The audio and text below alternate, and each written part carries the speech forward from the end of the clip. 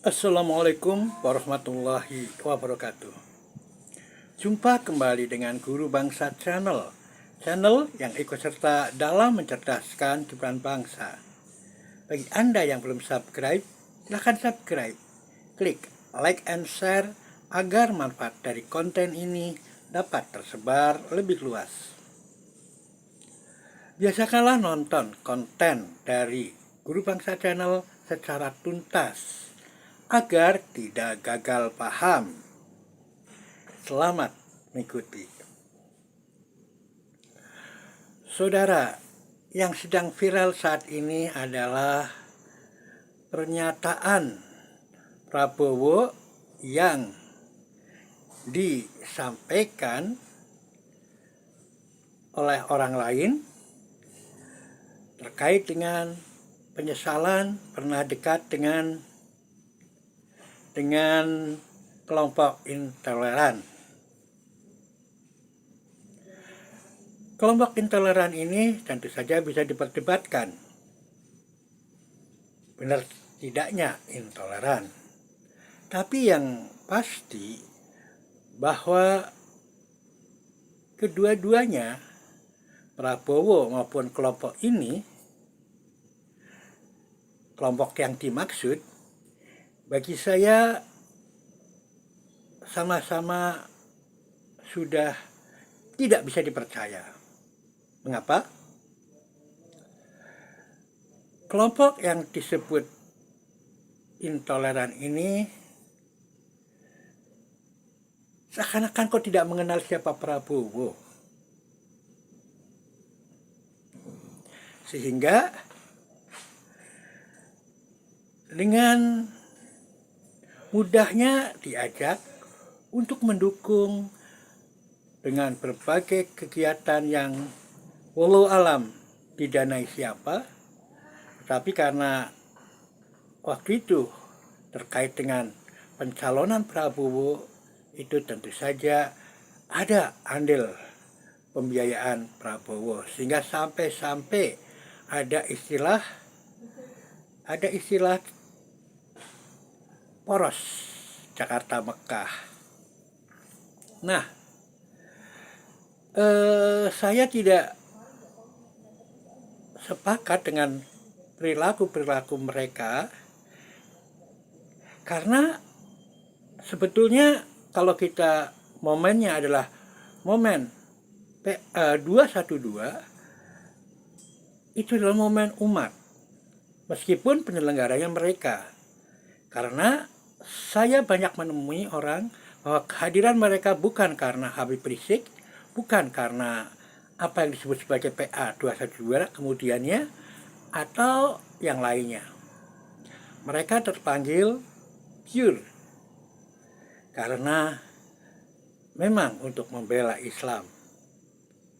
Dan kebetulan saya yang waktu itu baru saja keluar dari rumah sakit karena dirawat diabetes, turun juga dengan bendera bulan sabit merah Partai Bulan Bintang di bawah koordinasi Dr. Agus. Kita menemukan bahwa memang banyak jamaah yang memang bukan terkait dengan kelompok-kelompok mereka.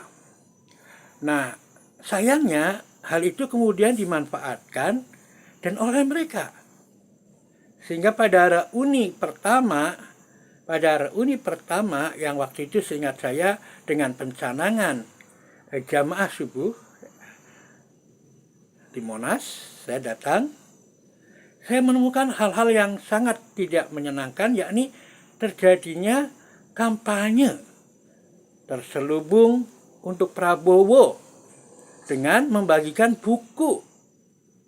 Saya waktu itu mendokumentasikan dan kemudian menulis di Kompasiana, juga di YouTube saya yang sudah dihack. Mereka membagikan buku atau mungkin diktat yang itu adalah dari Prabowo, sehingga saya yakin ini adalah permainan yang tidak fair. Ya, umat yang berjuang tetapi dimanfaatkan oleh kelompok itu untuk pendekatan terhadap Prabowo. Jadi saya melihat dalam kasus sekarang di mana Prabowo kalau benar itu menyesal, maka tidak perlu diperpanjang oleh kelompok ini karena itu justru membuka aib sendiri. Karena membuka aib di mana mereka itu sesungguhnya bermain untuk hal-hal yang dan saya tanda petik mengatasnamakan umat, mengatasnamakan ulama dan sebagainya. Nah, oleh karena itu stop pembicaraan tentang itu. Dan menjadi catatan bagi saya, tidak percaya dengan mereka yang sekarang diklaim sebagai menyesal oleh Prabowo maupun oleh pada Prabowo-nya sendiri. Karena Prabowo-nya seakan-akan itu dia bermain yang tidak fair, waktu itu membutuhkan dukungannya dan sekarang seakan kacang lupa kulitnya.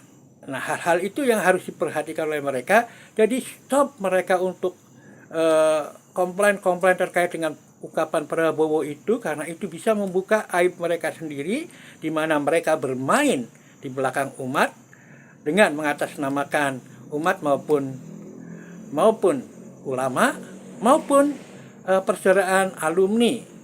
Karena sejak alumni pertama mereka sudah membagian itu.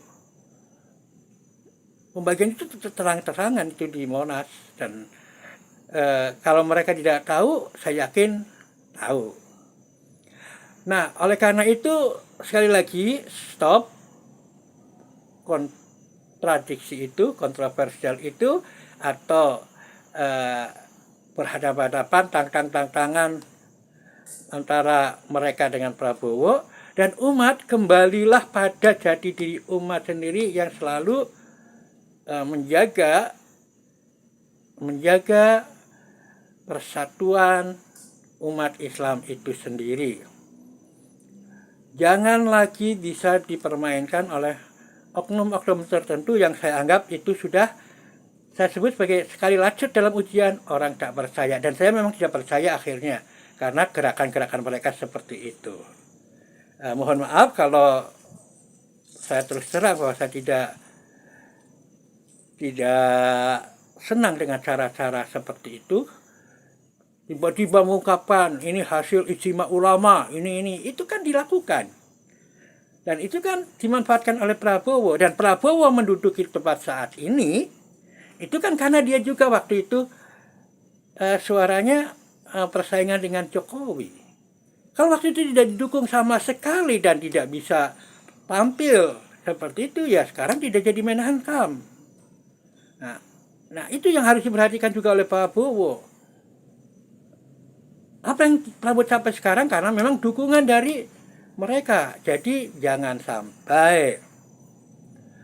sampai kacang lupa akan kulitnya dan ember.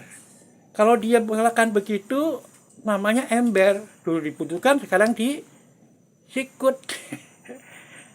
Dan dari kelompok-kelompok mereka yang tersebut itu juga, kalau itu terus dibuka-buka, akhirnya juga membuka aib mereka sendiri.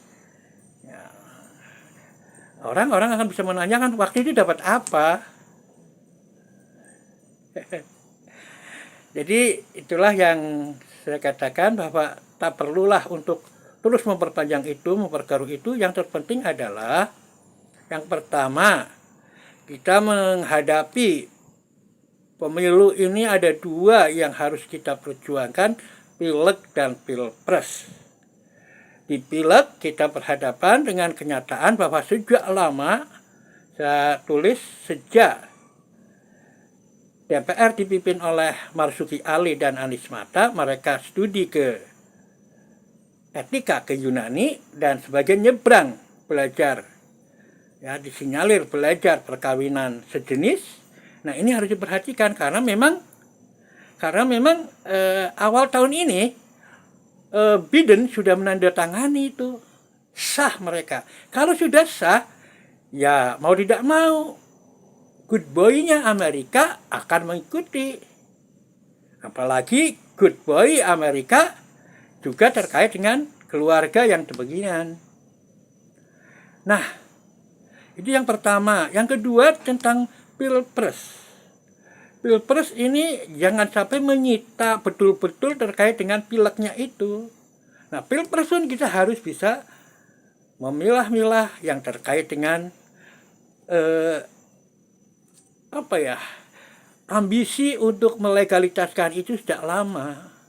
Nah, ini yang harus umat istiqomah memperjuangkan itu, tidak perlu terbawa oleh kondisi di mana boleh jadi ini adalah kondisi yang mengalihkan umat agar ke situ, sementara yang ke Senayan pelangi. Nah, ini kan sejak awal ini bisa begitu. Kontroversi berbagai dilematis yang muncul, boleh jadi ada satu yang kondisi yang diciptakan agar umat Islam terutama betul-betul lupa, dan akhirnya Senayan berbendera pelangi. Nah, itu yang dari saya. Mudah-mudahan ada manfaatnya, dan jika ada kekeliruannya saya mohon maaf. Mudah-mudahan saudara sekalian bisa memaafkan, karena tanpa maaf kita tentu saja bisa mengalami hal-hal yang tidak diinginkan di akhirat nanti. Demikian, Assalamualaikum warahmatullahi wabarakatuh.